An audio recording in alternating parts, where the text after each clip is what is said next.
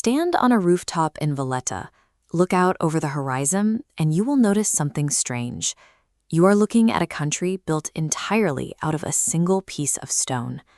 Every structure in view, the terraced houses, the church domes, the massive fortresses dropping to the sea, shares the exact same warm honey gold color. That even tone is not the result of a strict planning rule or a national paint color. It is the raw bedrock itself. In Malta, the architecture and the geography are indistinguishable. The island is the quarry. The rock responsible for this landscape is Globigerina limestone.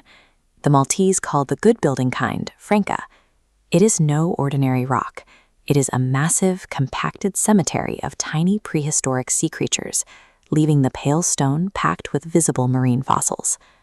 When it comes fresh out of the damp ground, franka is incredibly soft. You can saw it and shape it almost like hard cheese. This extreme malleability allows masons to cut complex Baroque details by hand. You can carve deep, undercut curves into a facade without the stone shattering.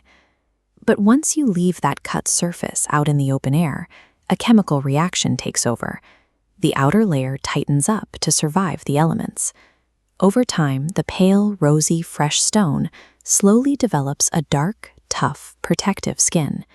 It yields to a hand saw when you need to shape it, and then autonomously hardens to last for millennia. This single material dictates construction at every scale across the island, from the dry stone walls separating rural fields to the capital city itself. The ultimate example is the fortress city of Valletta, laid out by military engineers in 1566 entirely from local stone. The blocks used for the bastions and palaces were not shipped in. They were quarried directly from the building plots and defensive trenches beneath them. In this closed-loop system, there is virtually zero waste. The shattered offcuts and rubble from one plot become the internal fill for the next wall. The golden sameness of a Maltese street is not an architectural style anyone chose. It is simply what it looks like when a city is quarried from the ground and stacked straight back up on itself. But building an entire environment out of a pale, reflective stone introduces a serious problem. It generates an overwhelming amount of heat and glare. The harsh Mediterranean sun beats down on these pale surfaces all day, turning the urban corridors into blindingly bright ovens. How do you actually survive? How do you stay cool and maintain your privacy inside a glowing stone box?